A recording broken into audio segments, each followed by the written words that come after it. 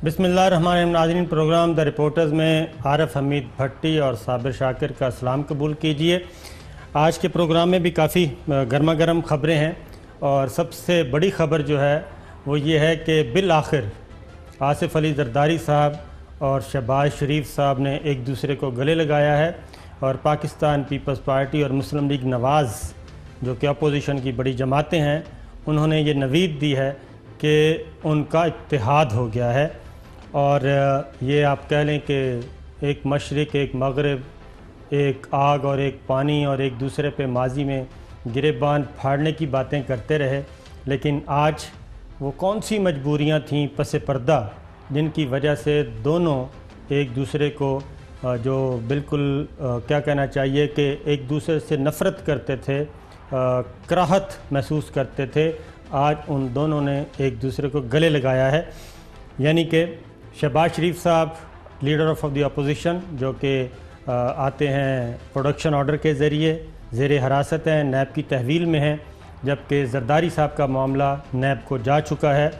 आज opposition leader के chamber में अपोजिशन जमातों का इजलास हुआ और जरदारी साहब भी वहाँ पे मौजूद थे। जरदारी साहब ने वहाँ पहुँचने के बाद, मुलाकात के बाद क्या खबर दी, पहले वो सुनिए। आसिफ अली जरदारी अपोजिशन जमातों के इत्तेहाद हो सकता है सर, अपोजिशन जमातों के इत्तेहाद हो जाएगा। अब ये इत्तेहाद हो गया, इत्तेहाद हो गया। आरिफ हमीद भट्टी साहब वो कहते हैं इत्तेहाद हो गया, तो इसके पसे पर्दा मुहर्रिकात क्या हैं आपके ख्याल में? बिस्मिल्लाहिर्रहमानिर्रहीम। साबर साहब, आपने फरमाया आज के सबसे बड़ी खबर है इत्तेहाद हो गया।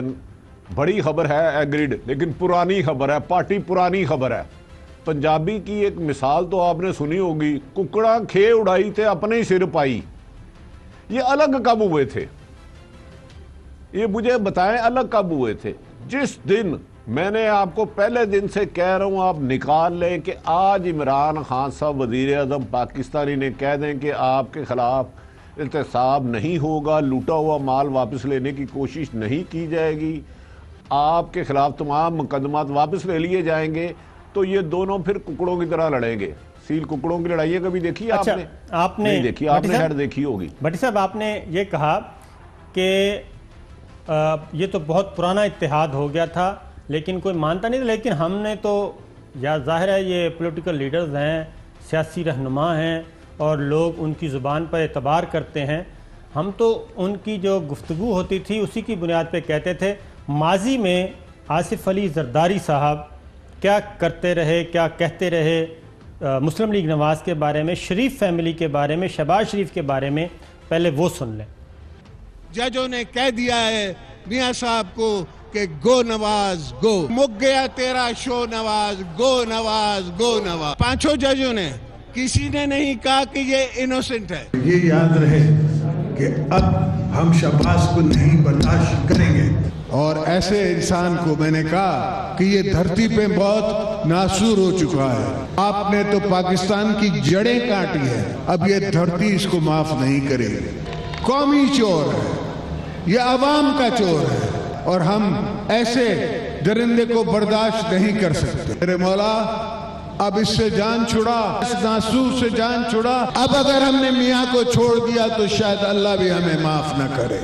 तख्ते राइवेंड को हिलाएंगे कि चाहे कुछ भी हो जाए, आपसे सुलह नहीं हो सकती, आपसे जंग ही रहेगी। इनको पावर का इतना शौक है, इतने पागल हो चुके हैं पावर में कि ये अपनी धरती से भी वफा करने के लिए तैयार नहीं है।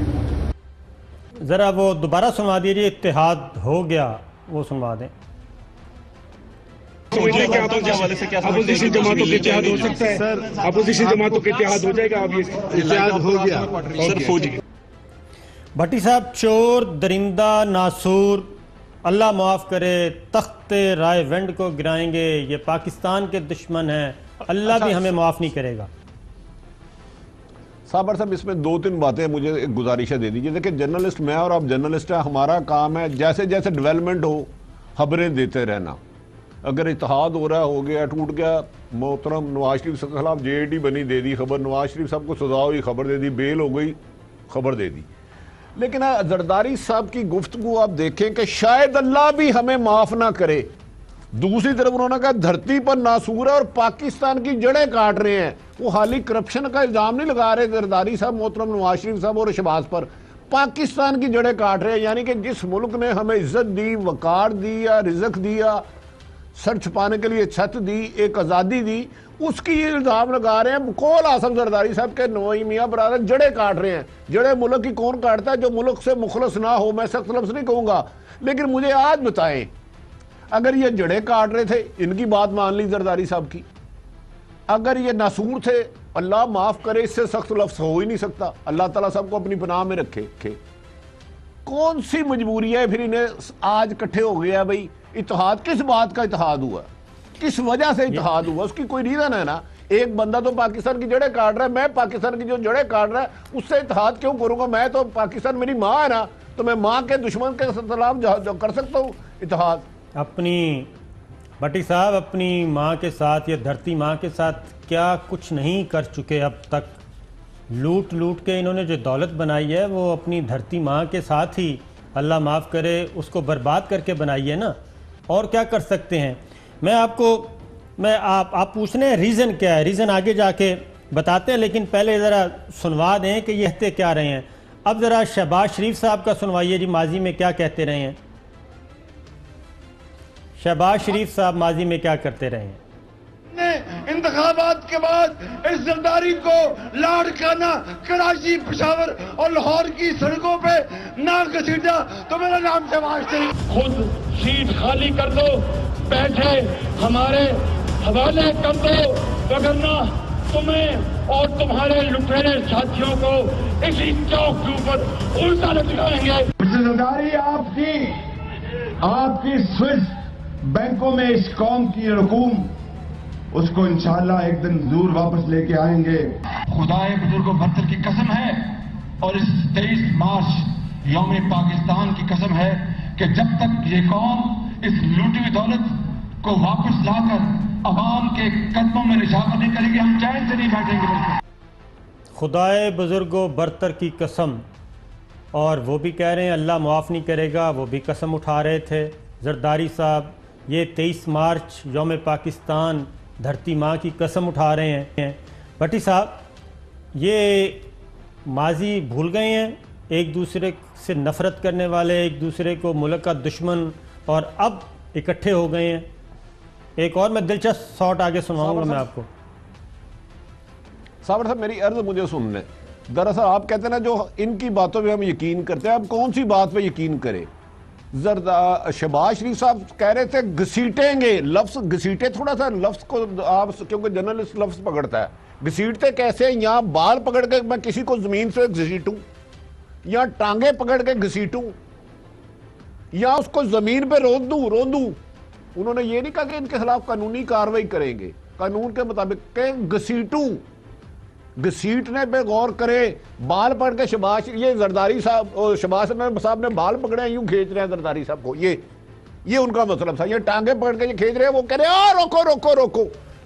तो आज इत्तेहाद हो गया है। क्या इस पे इत्तेहाद हुआ? कहते थे लूटी हुई दौलत वापस लाएंगे, उस वक्त तक चैन से नहीं बैठेंगे। शहबाज साहब सिर्फ एक बता दें, हम आपका एहतराम करते हैं तमाम सियासतदानों का, बताएं लूटी हुई दौलत कहाँ वापस आई है जिससे आप इत्तेहाद कर रहे हैं? इसी से अल्लाह की कसम खा रहे थे ना। मेरा अल्लाह रब्बुल आलमीन तो कुल कायनात का रब है, खाली साहब का वज़ीर आला का रब नहीं है। लेकिन इसमें साबर साहब, एक मिनट, आप भी बड़ा बोलते हैं। खबर ये है, आपकी हुकूमत का भी कसूर है मौजूदा।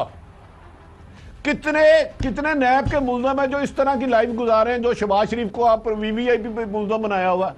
यार खुदा का खौफ करें यार, यही कह रहा हूं, इजाजत वापस ले ले तो यहाँ जेल में भेजे। ये सिस्टम, भट्टी साहब, ये सिस्टम गुलाम है इन करप्ट लोगों का, इस करप्ट माफिया का, सिसलिन माफिया का और गॉड फादर का, बकौल सुप्रीम कोर्ट के। इस गॉड फादर का, सिसलिन माफिया का ये सिस्टम गुलाम है, ये उसके शिकंजे में है। शहबाज शरीफ नैब के मुल्ज़म, ख्वाजा साद रफ़ीक नैब के मुल्ज़िम। ख्वाजा साद रफ़ीक वहाँ क्या करते रहे वो बाद में बताते हैं। ये नैब के मुल्ज़म हैं, सरकारी प्रोटोकॉल, सरकारी ख़र्चे पे ये आते हैं, और उसके बाद ये आके इत्तेहाद इस बुनियाद पे करते हैं कि करप्शन बचाओ, क्योंकि अब ये इत्तेहाद हो रहा है कि एक दूसरे ने जो लूटी हुई दौलत है उसको बचाना है, और उसको बचाने के लिए ज़रूरी है कि तमाम करप्ट माफिया इकट्ठा हो जाए। इसके अलावा ये तो आपको सुना दिया कि कसम अल्लाह की और खुदाए बुज़ुर्गो बरतर की कसम, ये सब कुछ। अब ज़रा सुनिए कि एक और बात बताऊं कि शहबाज शरीफ साहब ने जरदारी साहब का इस्तकबाल किया। ये ख़बर बाकायदा तौर पे ब्रेक करवाई गई कि आप ज़रा सुनिए और देखिए, पहले फुटेज देखिए कि ये पहले ब्रेक करवाई गई कि जरदारी साहब ने आसिफ अली जरदारी साहब का इस्तकबाल किया, गले लगाया। शहबाज शरीफ साहब आए हैं, ये देखें, बाहर आ गए चैम्बर से उठ के और उनसे मुलाकात की, उनका इस्तकबाल किया, उनको वेलकम किया, और ये देखें मुस्कुराहटें देखें, बल्कि उसके पूरे वफद का इस्तकबाल किया। और ये आगे घर, अपने घर कह रहा हूँ, चैम्बर में लेके गए और चैम्बर में इनका जो इजलास था वो हुआ। अब माजी में शहबाज शरीफ साहब ने एक बात की थी कि शहबाज जरदारी साहब का इस्तकबाल करने से बेहतर है मैं इस्तीफ़ा दे दूं। ज़रा सुनिए। मैं ऐसे आदमी का इस्तकबाल करने आऊं जिससे पाकिस्तान की दौलत को दोनों हाथों से लूटा है। मिस्टर राफत जरदारी, अपने देश से बात निकाल दो। मैं एक बार नहीं, मैं 100 बार ऐसी हुकूमत को छोड़ दूंगा, तुम्हारा इस्तकबाल कभी नहीं करता मैं। अब ज़रा दोबारा सुनिए, पहले देखिए कि क्या ये वही शहबाज शरीफ साहब हैं या कोई और था। भट्टी साहब पहले फुटेज देख लें, मेरा ख्याल है ये देखें, ये जरदार शहबाज शरीफ साहब आए हैं, किरमानी साहब हैं, किरमानी साहब आगे पीछे ये जफ्फियाँ, और उसके बाद इनके मुस्कुराहटें, ये देखें बाहर निकल के आए हैं उनको लेने के लिए और उनका इस्तकबाल किया है। अब ज़रा ये वही जरदारी साहब हैं जिनके बारे में शहबाज शरीफ साहब क्या कह रहे हैं, दोबारा सुने, फिर भट्टी साहब से दोबारा सुनवाइएगा जी ज़रा। मैं ऐसे आदमी का इस्तकबाल करने आऊं जिससे पाकिस्तान की दौलत को दोनों हाथों से लूटा है। मिस्टर राफत जरदारी, अपने देश से बात निकाल दो। मैं एक बार नहीं, मैं 100 बार ऐसी हुकूमत को छोड़ दूंगा, तुम्हारा इस्तकबाल कभी नहीं करता मैं। भट्टी साहब, अच्छा, आपने फरमाया कि अच्छी तरह देख ले, ये शहबाज शरीफ है। ये भाई शहबाज शरीफ चाइना का नहीं था, ओरिजिनल शहबाज शरीफ था। क्या ये जरदारी साहब चाइना के नहीं थे? मोहतरम किबला हरदिल अजीज, जरदारी साहब चाइना के नहीं थे, ओरिजिनल थे। लेकिन मैं बताऊं, अभी ये कह रहे थे अब ये पहले वाले फिर चाइना के थे, है, ये पहले वाले चाइना के थे। ये इस मैं कहता हूं सांप 100 साल बाद शक्ल बदलता है। जो धरती माँ को लूटते हैं ना, वो पल पल लम्हा लम्हा शक्लें बदलते हैं। मैं किसी एक का नाम नहीं ले रहा, मैं बहुत आजकल क्लियर होकर चल रहा हूँ। सांप 100 साल बाद रूप बदलता है, शक्ल। ये चंद दिनों में अब दोनों ने जो बयान दिए लीडरान ने, आप थोड़ा सा एक कंपैरिजन कीजिएगा मेरे मोहतरम। और पीपल्स पार्टी और नून लीग के ओहदेदार भी करे, रहनुमा भी करे और वर्कर भी करे। जब दोनों एक दूसरे पर इल्जाम लगा रहे थे, दोनों नैब की जद से आजाद थे। करप्शन के केस किसी पे नहीं चल रहे थे, अरबों रुपए खा के हड़प कर गए थे और डकार भी नहीं ले रहे थे। और हम भीख मांग रहे थे, मुल्क का लोग दवाइयों से तरस रहे थे, बुनियादी हकूक से तरस रहे थे। अब थोड़ा सा गौर करें, पहले नवाज शरीफ साहब आते हैं एहतसाब की जद में, शहबाज साहब आते हैं, जरदारी साहब खुशी मनाते हैं कि JIT सही बनी है, ये उनको हताब दो। जब ये भी आते हैं तो इनको मुल्क की मोहब्बत ने इकट्ठा नहीं किया, इनको इनके वोटर की इज्जत वकार ने इकट्ठा नहीं किया, उसके बुनियादी हुकूक ने नहीं इकट्ठा किया। इन दोनों ने जो माल लूटे हुए के इल्जाम इन पे लग रहे हैं, वो मेरे इस पाकिस्तान की मोहब्बत पर हावी हो गई, मेरे इस माँ धरती माँ की मोहब्बत पर हावी हो गई। करप्शन बचाओ, मिसाके जो बनाया है, पहले मिसाके जमहूरियत, अब करप्शन बचाओ या मुल्क बचाओ। फैसला कौम ने एक करना है, या करप्शन लोग बचा लो या पाकिस्तान बचा लो। नहीं, अगर तुम्हें पाकिस्तान की परवाह अब तो जाने दो। अब तो आप इस पे राय देना, ये क्या बचाना चाह रहे हैं? मैं आपको आगे चल के बता दूंगा, आगे चलते जाएं, हम उसी तरफ जा रहे हैं। आगे प्रोग्राम के बाद बताएंगे, प्रोग्राम में बताएं। प्रोग्राम में बताएंगे। अब बिलावल भुट्टो साहब उभरती हुई क़यादत, प्रोग्राम में आ रहा हूं, फिर उभरती हुई क़यादत अरशद साहब ने सुन लिया है। मेरा ख्याल आपकी ख्वाहिश हो सकता है वो आपको बुला लें। Charter of democracy, Bilawal Bhutto साहब ने क्या कहा जी, जरा वो सुनिए। कैसी रही मुलाकात? बहुत अच्छा किया, मैं समझता हूँ हमारा मुलाकात बहुत अच्छा किया। और सारे जो अपोजिशन जमाते हैं, हमने एक 3 पॉइंट एजेंडा पे हम इकट्ठे हैं। अपोजिशन जमाते ने ये फैसला भी किया कि हम एक कमेटी बनाएंगे और ये कमेटी जो है ये आगे का अमल भी तय करेगा।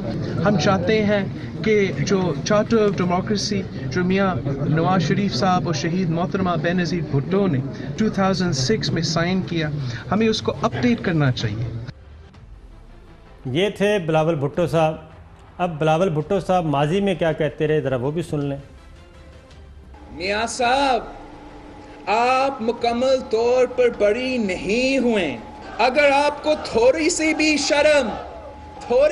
शर्म हया है तो फौरी इस्तीफा दे। आपने पिछले दिनों जीटी रोड पर तमाशा देखा होगा, मियां साहब का चीखना चिल्लाना सुना होगा। इनकलाब की बात कर रहे हैं। आप फसादी हो सकते हो, आप साजिशी हो सकते हो, इनकलाबी नहीं। मैं समझता हूँ कि मुस्लिम लीग नवाज तो खत्म हो गया है, नून नवाज हमेशा के लिए बाहर हो गया है। अभी इट्स मुस्लिम लीग शीन। आप फसादी हो सकते हैं, आप साजिशी हो सकते हैं, इनकलाबी कभी नहीं हो सकते, आपको शर्म आनी चाहिए। ये थे बिलावल भुट्टो जरदारी, जो कि आज कह रहे थे कि जनाब COD को अपग्रेड करने पे बात हुई है और इत्तेहाद हो रहा है। भट्टी साहब देखिए, साबर साहब, गुजारिश है दोनों लीडरान की, आपने गुफ्तगू सुनाई दोनों जमातों की, किसी एक ने अवाम की बात की हो कि यार हम 20-20, 25-25 साल इक़्तिदार में रहे हैं, इस मुल्क में आज भी साफ पानी नहीं मिल रहा, आज खालिस दूध नहीं मिल रहा, आज भी रोज़गार नहीं मिल रहा, आज भी इंसाफ नहीं मिल रहा। मैं पहले दिन से कह रहा हूँ, मौजूदा वज़ीर आज़म की एक ही गलती है, ये अपोजिशन मैटर नहीं करती, करप्शन की दलदल में फंस चुकी है, सिर्फ ये गुड गवर्नेंस देना शुरू कर दे। आज उन्होंने एक अच्छा फैसला किया, इफ्तिखार दुरानी की जगह नदीम अफजल चंद को ले लिया। एक अच्छा फैसला कि वो इफ्तिखार दुरानी साहब को पता है ये PTI के पेरोल पे थे, मिनिस्टर का ले लिया, फिर अपनी मिसिज को इफ्तिखार दुरानी साहब जरताज गुल में MD लगवाना चाह रहे हैं, कैनेडियन वो नेशनल है, उनके बारे में कहा जा रहा है। तो मौजूदा हुकूमत को चाहिए गुड गवर्नेंस के जरिए इनकी करप्शन को एक्सपोज करें, लोगों को डिलीवर करें। ये लोग, इनका इत्तेहाद कल भी था, आज भी है, इनके आका गैर मुल्की हैं। साबर साहब, क्या आप इस बात से इत्तेफाक करते हैं इनकी सिफारिशें गैर मुल्की नहीं करते, ये लॉबिंग गैर मुल्कियों में नहीं करते, दोनों बड़ी जमातें? अभी भी ये इनकी लॉबियस्ट इनके जो हैं बाहर बैठे हैं भट्टी साहब, वही सब कुछ जोड़ तोड़ कर रहे हैं, वरना तो एक दूसरे को गालियां देने वाले, एक दूसरे से नफरत करने वाले, एक दूसरे को गिराने वाले, ये किस तरह मुमकिन है कि वो आनन फानन रातों रात एक दूसरे को गले लगाएं और मुतहदा अपोजिशन के तौर पे हुकूमत के मुकाबले में आके खड़े हों? सिर्फ एक वजह है और वो यही है कि जो इंटरनेशनल प्लेयर्स हैं, जो पाकिस्तान में अपना खेल, अपना एजेंडा लेके आगे बढ़ रहे थे, उनका एजेंडा ख़राब हो गया है, उनका एजेंडा रुक गया है, उनका खेल रुक गया है। इसलिए वो है पीछे बैठ के डोरियाँ हिलाकर इनको इकट्ठा करने वाले, एक फोरम पे लाने वाले। एक आपको अच्छा साबर साहब, मैं गर्ज करने लगा हूँ, आप इक़्तिदार के शहर में बैठे हैं। नंबर एक तो मेरा तजर्बा है, किसी भी बहुत ज़्यादा दौलतमंद और ताकतवर को मशवरा नहीं देना चाहिए, वो बेसूद जाता है, क्योंकि वो समझते हैं ये दौलत और ताकत हमने अपनी अक्ल दानिशमंदी से लिया, जबकि ये इमानत होती है। तो आप मौजूदा हुकूमत को सिर्फ एक मशवरा दें, अगर आपकी रसाई है इन बड़े लोगों तक, सिर्फ एहतसाब तेज़ कर दें, फास्ट कर दें, लोगों को इंसाफ देना शुरू कर दें। इमरान खान अपनी टीम को कहे, मुझे नहीं पता अगर मेरे MP MN आम के वाम के बुनियादी हकूक नहीं हल करता तो मुझे नहीं चाहिए ऐसी हुकूमत। ये 1 महीना प्रैक्टिस करे, आपको रिजल्ट ना आएगा तो मुझे पकड़ लीजिएगा। भट्टी साहब, ये दोनों मिल जाए, कुछ नहीं कर सकते। वो 2 महीने की शॉर्ट ब्रेक है, उसके बाद इंशाल्लाह ठीक हो जाएगा। एक और चीज़, बिलावल भुट्टो का ज़रा दोबारा सुनवाइए जी, चार्ट ऑफ डेमोक्रेसी। अपोजिशन जमातें ने ये फैसला भी किया कि हम एक कमेटी बनाएंगे और ये कमेटी जो है ये आगे का अमल भी तय करेगा। हम चाहते हैं कि जो चार्टर ऑफ डेमोक्रेसी जो मियाँ नवाज शरीफ साहब और शहीद मोहतरमा बेनज़ीर भुट्टो ने 2006 में साइन किया, हमें उसको अपडेट करना चाहिए। बड़ी साहब, पीपल्स पार्टी के कारकुनान के लिए और बिलावल भुट्टो के लिए शायद उन्होंने ये गुफ्तगू ना सुनी है, उस वक्त वो छोटे होंगे। उनकी वालदा मोहतरमा बेनज़ीर भुट्टो से जब पूछा गया कि आप नवाज शरीफ और परवेज़ मुशर्रफ साहब इन दोनों में से किसका इंतखाब करेंगे, उन्होंने क्या कहा? ये COD से पहले की बात है। हर बच्चा अपने माँ के बिलावल साहब मोहतरमा कौम की लीडर थी, चलें छोड़ दें, वो तो लोगों का उनसे प्यार था या भुट्टो का। आपकी तो माँ थी, आपकी माँ तो कह रही है ये जानवर से बदतर है, दरिंदे हैं। तो अपनी माँ जो उसको आप शहीद कहते हैं मोहतरमा बेनज़ीर भुट्टो, जिसकी वजह से आज आपका लोग एहतराम करते हैं, जिसको उन जानवर कहते हैं, उसके साथ आप मिसा के जमहूरियत करेंगे? यार अपनी माँ की बातों की लाज रख लें, वो शहीद की लाज रख लें जिसकी वजह से अल्लाह ने आपको ये मुकाम दिया है। पीपल्स पार्टी तो भुट्टो ने बनाई, भुट्टो के बाद बेनज़ीर ने बनाई। तो मुझे बता दें बिलावल साहब क्या कर पाएंगे ये अल्फाज सुनने के बाद भी इनसे इत्तेहाद? साबर साहब आपने इस पर क्लियर कट वर्शन देना काइंडली। भट्टी साहब, एक तरफ है दौलत और एक तरफ है असूल, मोहतरमा वालदा के अल्फाज, लेकिन मेरा ख्याल है ये दोनों फैमिलीज़ एक जाएंगी दौलत की तरफ, क्योंकि इन्होंने हर सूरत में दौलत बचानी है जो अब तक की इनकी ज़िंदगी की कमाइयाँ हैं, और उसके अलावा और कोई कदर मुश नहीं है इनमें। मोहतरमा बेनज़ीर भुट्टो की गुफ्तगू सुनवा दी, जरदारी साहब की, शहबाज शरीफ, बिलावल भुट्टो, माजी, हाल, मुस्तकबिल, तो ये सारा कुछ हम सुनवा चुके हैं। इसलिए ये सब इकट्ठे हुए हैं सिर्फ़ और सिर्फ दौलत बचाने के लिए, करप्शन बचाने के लिए और लूटेड मनी बचाने के लिए। क्योंकि ये हम किस बुनियाद पे कह रहे हैं ये बताएंगे एक ब्रेक के बाद। वेलकम बैक नाजरीन। भट्टी साहब, एक बात तो तय है कि ये चीज़ तो साबित शुदा है कि पीपल्स पार्टी और मुस्लिम लीग नवाज़ और दीगर सारी अपोजिशन की जमातें इन्होंने मिल के जो इत्तेहाद बनाने की कोशिश कर रहे हैं, ये बात तो तय है कि PTI अब अकेले किसी एक जमात के काबू में आने वाले नहीं हैं। इसका मतलब है कि पाकिस्तान तहरीक इंसाफ इतनी कदावर शख्सियत और इतनी कदावर जमात बन चुकी है कि इनको अपोजिशन जमातों को इकट्ठा होना पड़ा। लेकिन दूसरी जानिब ये भी है कि अगर इमरान खान साहब ने और PTI ने दोबारा से नई सफ़बंदी ना की तो ये इत्तेहाद ख़तरनाक भी हो सकता है, इसमें भी कोई शुबा नहीं है। इसको हम अगर कहें कि जनाब ये बिल्कुल जी मुकम्मल करें आप साबिर भाई, मैं क्योंकि करें फिर मैं अर्ज़ करूँगा। उसकी वजह यह है कि जो मेरे पास खबर है वो ये इत्तेहाद महज ऐसे नहीं बना। चार्टर ऑफ डेमोक्रेसी भी उस वक्त जो मेन प्लेयर्स थे इंटरनेशनल प्लेयर्स के, पीपल्स पार्टी और मुस्लिम लीग नवाज़, वो आउट हो गए थे। उस वक्त भी अमेरिकन्स की इन्वॉल्वमेंट थी, उनके इंटरफेरेंस पे चार्टर ऑफ डेमोक्रेसी हुआ और फिर NRO परवेज़ मुशर्रफ के साथ हुआ, उसमें भी वो शामिल थे। और आपको पता है उसके बाद आपको पता है कि अमेरिकन्स डिप्लोमेट्स जो हैं वो सारी डील करवाने वालों में शामिल थे। और अब जो डील करवाई गई, क्योंकि इस इंतखाबात में फिर वही हुआ कि इंटरनेशनल प्लेयर्स जो हैं वो आउट हो गए, यानी कि मुस्लिम लीग नवाज़ और पाकिस्तान पीपल्स पार्टी, महमूद खान अचकज़ई साहब और एक और जनाब, वो भी आउट हो गए। अल्ताफ़ हुसैन ऑलरेडी आउट हो चुके हैं। तो ये जो आउट हो गए और पाकिस्तान तहरीक इंसाफ जो हैं वो इंटरनेशनल प्लेयर्स, इंटरनेशनल एजेंडा नहीं रखती, वो मेड इन पाकिस्तान एजेंडा रखती है।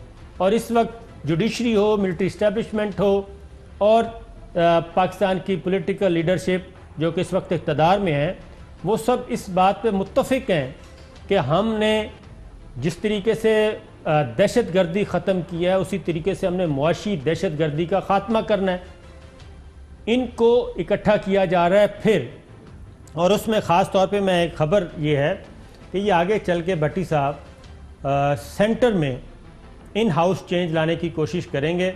और जो इनमें रफ़ी टफ़ी सा एक आइडिया डिस्कस हुआ है वो ये कि किसी छोटी जमात से प्राइम मिनिस्टर लिया जा सकता है जस्ट बिल्कुल सादिक संजरानी फार्मूला जो है उस तरह का कोई फार्मूला लाएं और सरदार अख्तर मेंगल साहब इनके जहन में हैं कि उनको प्राइम मिनिस्टर बना दिया जाए। इस तरह का ये इन हाउस चेंज लाने की कोशिश करेंगे, माइनस इमरान खान इस एजेंडे पे चलेंगे, आगे बढ़ेंगे।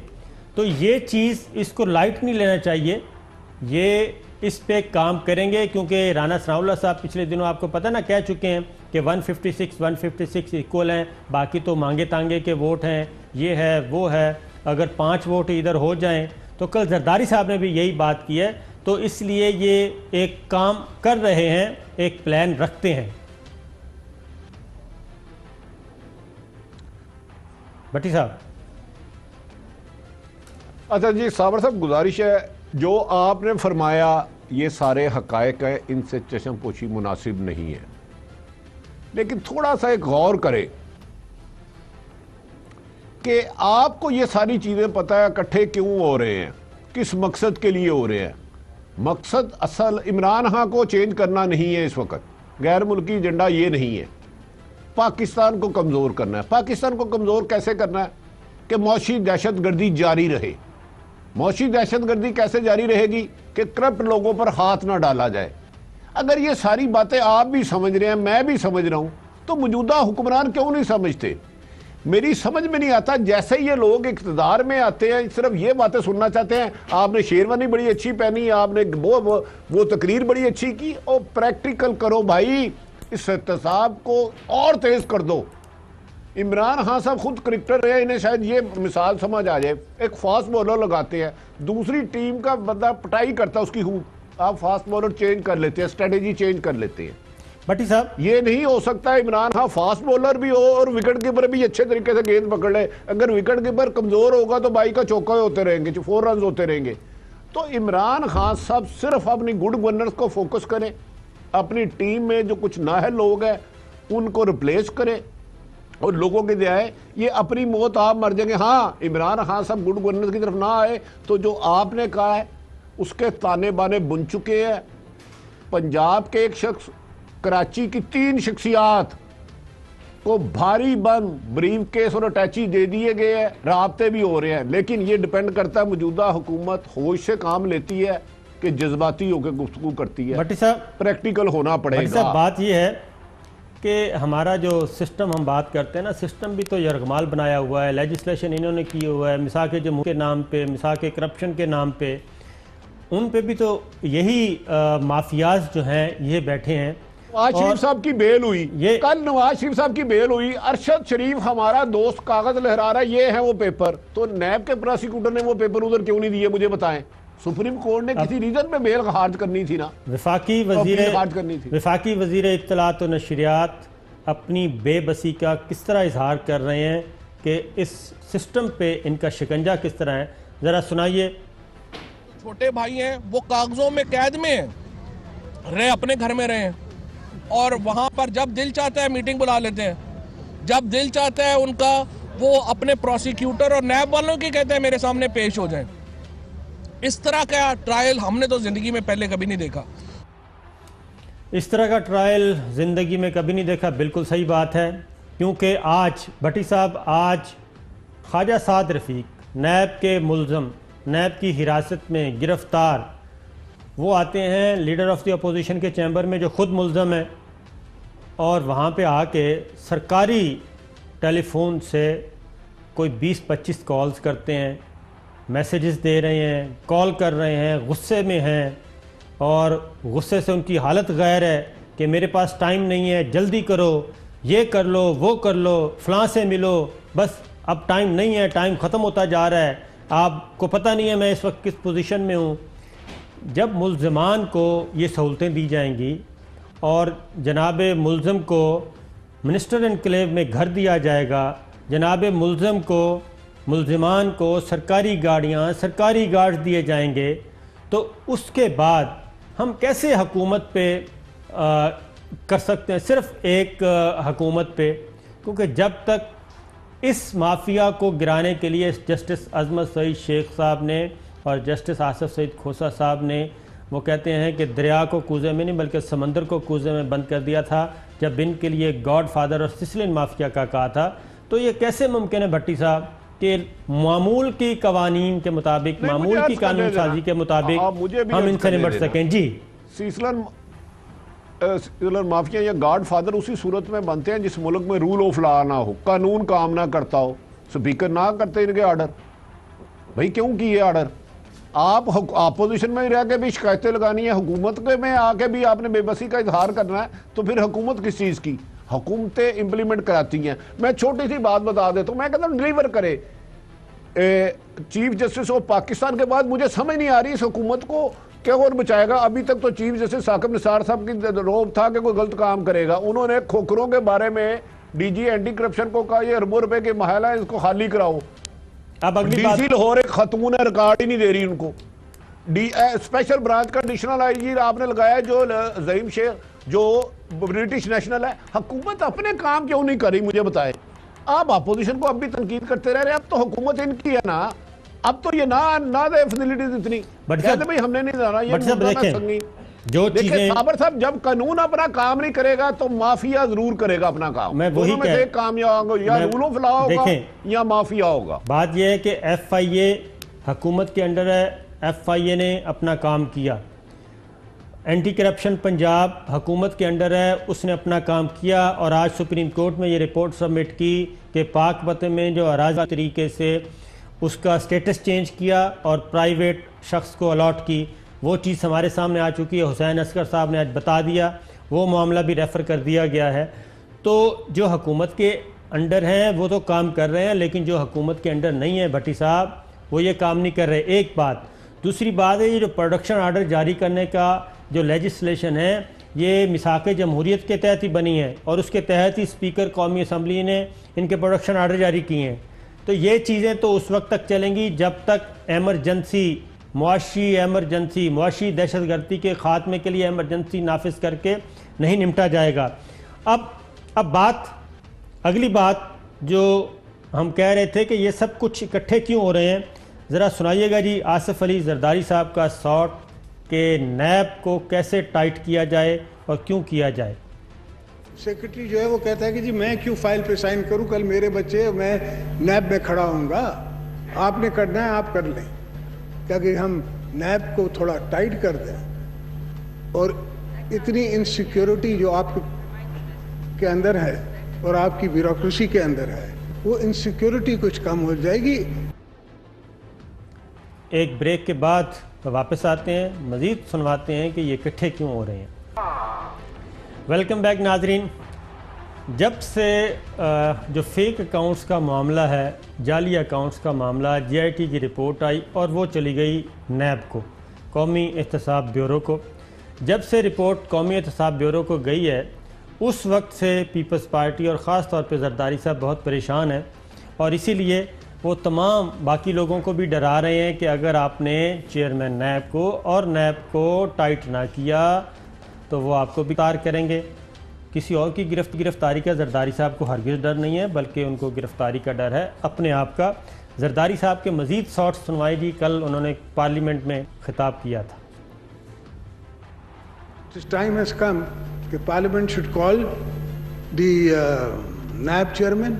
We should proclaim on law here कि before any parliamentarian को बुलाया जाता है NAB में, let that case come to the parliamentary committee on law and let them decide.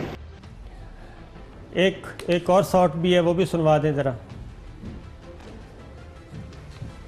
जी। तैयार है?